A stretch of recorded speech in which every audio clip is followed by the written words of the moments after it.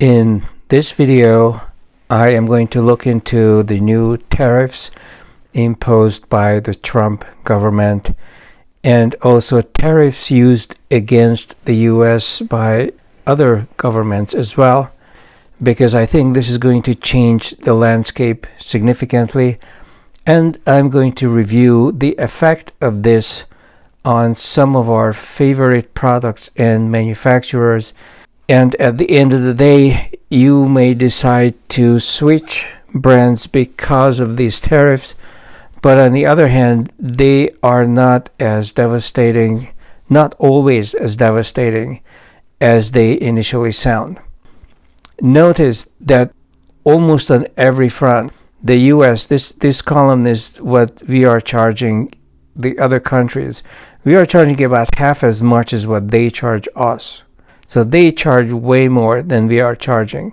Now, this whole idea that we used to have no tariffs and anybody from Europe or the Far East could easily access the US market without penalty really grew out of the aftermath of World War II.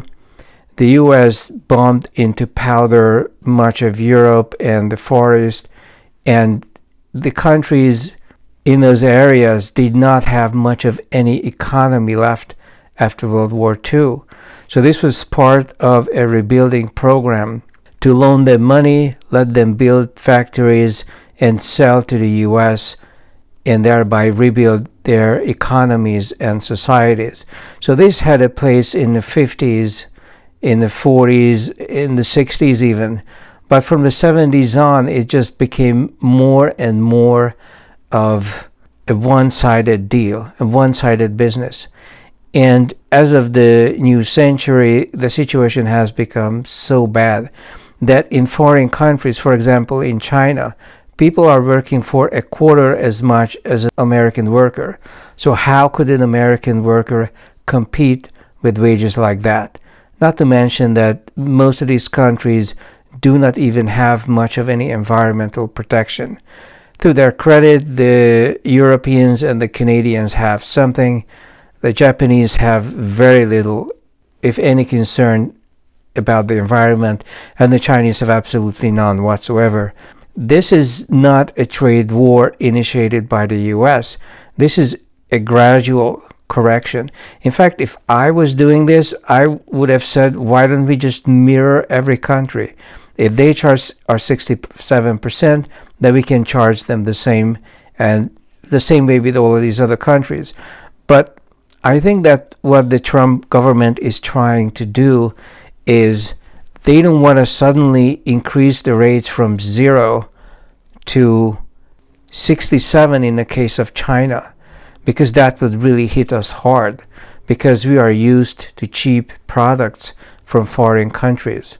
And so prices are going to become more expensive from those countries, but a lot of new jobs are going to be created, because an Apple laptop, instead of being made in China, might be made in the US for a change.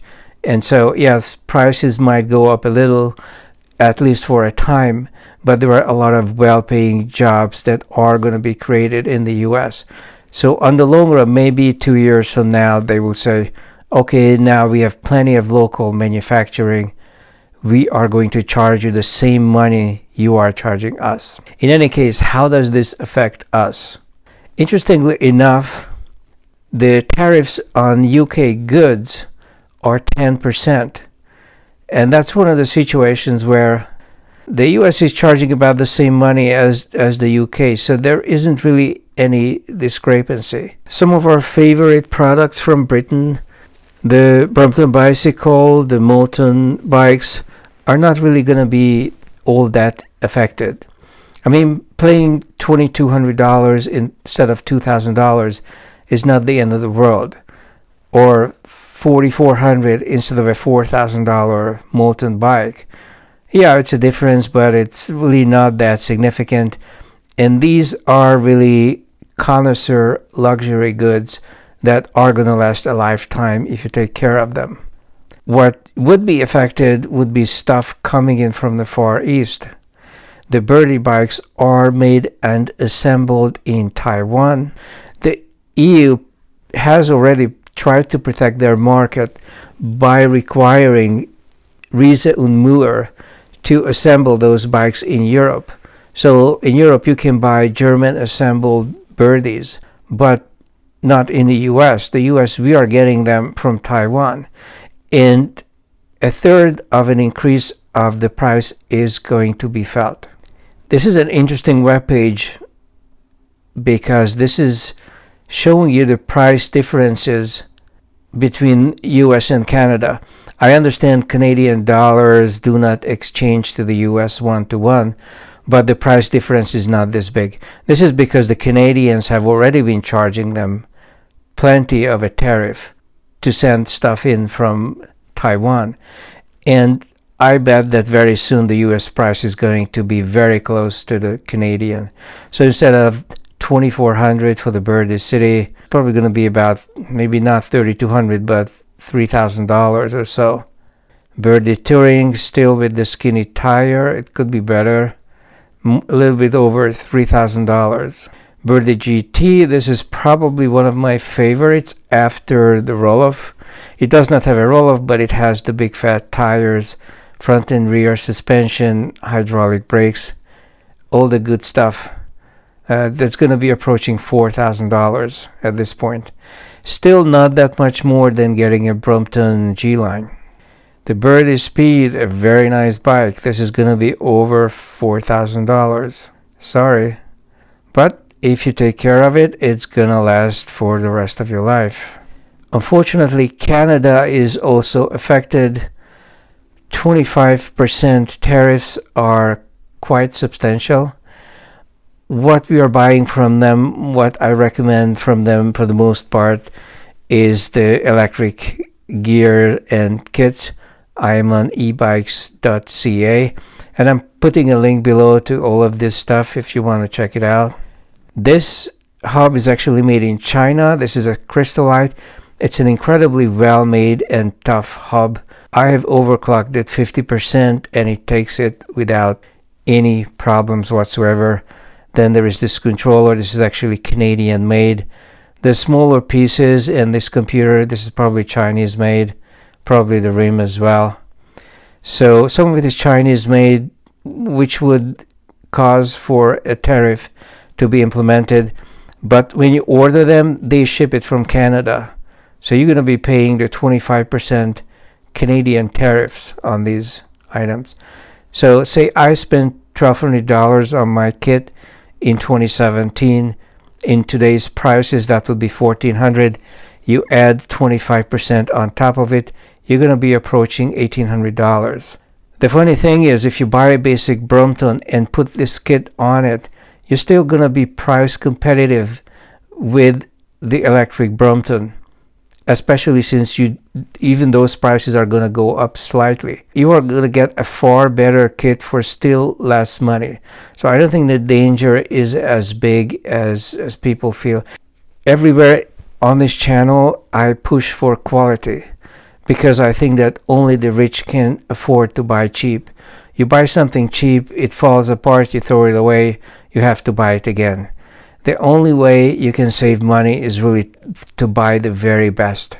As far as the Velomobile front is concerned, almost all Velomobiles are made in the EU. They are going to go up significantly, and they are already pricey equipment. They range from $6,000 for the cheapest one, well above $10,000. Is there a US alternative? Yes, the Lightning is the only one that I know of. I actually recommend it, and I think it's a really good machine to have, but it's also very unique. It's an asymmetrical design with a full-size rear wheel, a small front wheel, and a hard and soft shell.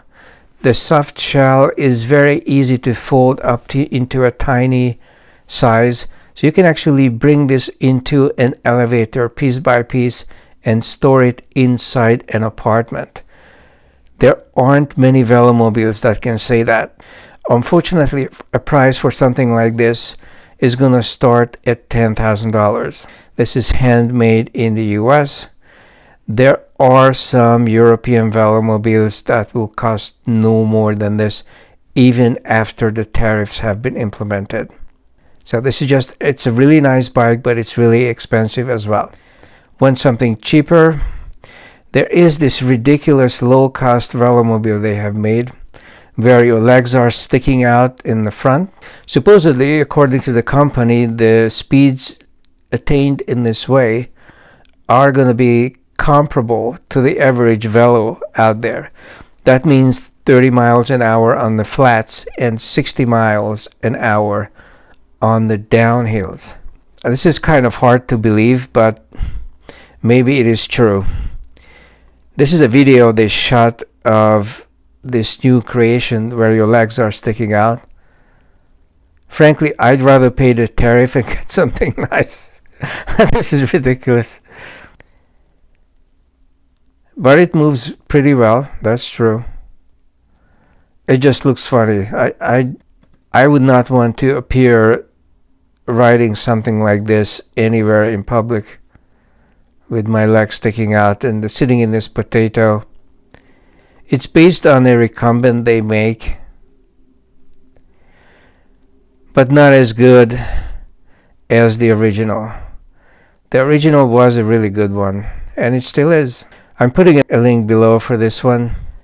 If you are opting for a lighting, I would say get the real deal. Don't go for the cheap $5,000 Velomobile.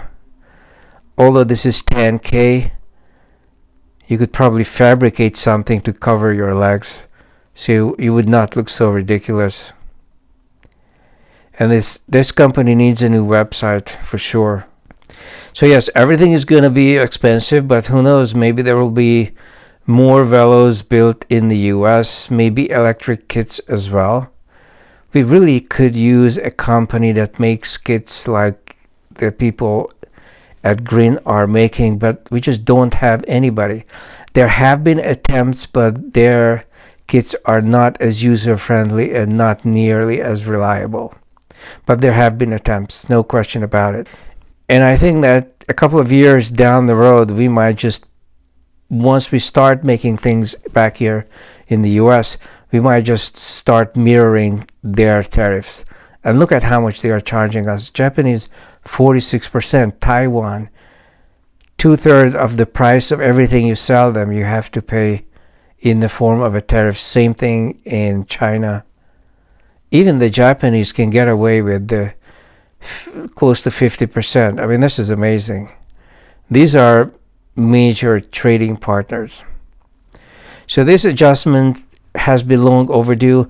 I would say it's going to help the blue collar employment in this country a great deal, and we would need something like this for white collar outsourcing, because at this point I would say at least half of professional jobs in the US have already been outsourced to countries where people are working for a quarter as much as an American professional.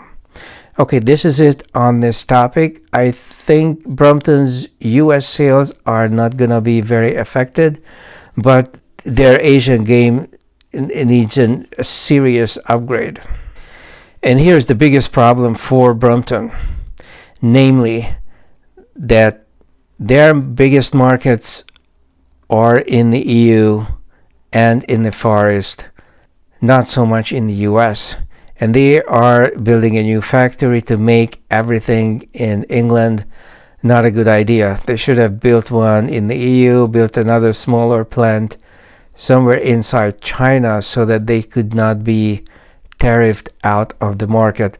The Japanese, interestingly enough, are not charging anything on most UK goods, but the Chinese, they do.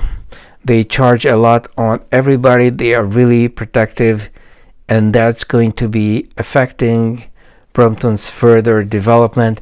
I really don't think it was a good idea of them to spend absolutely every penny, so that last year they declared no profits at all. They have spent every penny in this new factory that is years away from completion in England. That's going to be outside of all of the major markets that they should be focused on. Ultimately, this could be a fatal error. If they end up being locked out of most of the biggest markets for these kinds of folding bikes, that could spell the end of the company. But I don't want to be too negative. In any case, for right now, I guess if you want the Brompton, you should rush as quickly as you can before the stocks sell out and you have new stuff coming in at a 10% tariff. I'll be back.